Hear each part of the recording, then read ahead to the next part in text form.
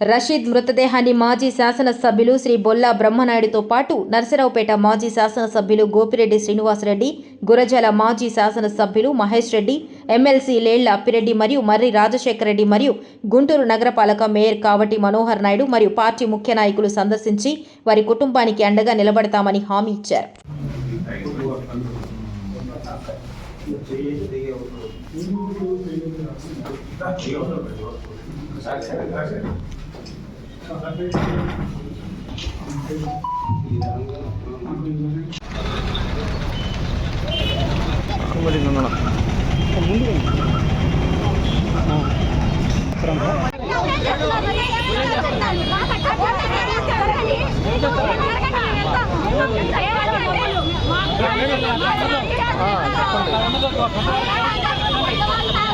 పవిత్రమైన రోజున మళ్ళీ మైనారిటీ సోదరుని మర్డర్ చేయటం అంటే దానికి మళ్ళీ వెనకేసుకొస్తున్నారు. ఇది రాజకీయ హత్య కాదు, ఇది పర్సనల్ హత్యలు, ఏది పడితే అది చెప్పిస్తున్నారు.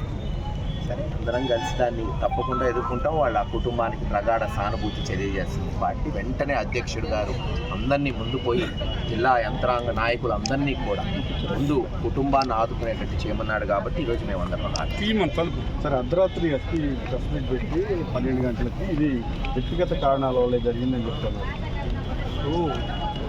మర్డర్ జరిగింది, అందుట్లో నడి రోడ్డులో అత్యంత పాశవికంగా జరిగింది. చాలా ఘోరంగా చంపారు.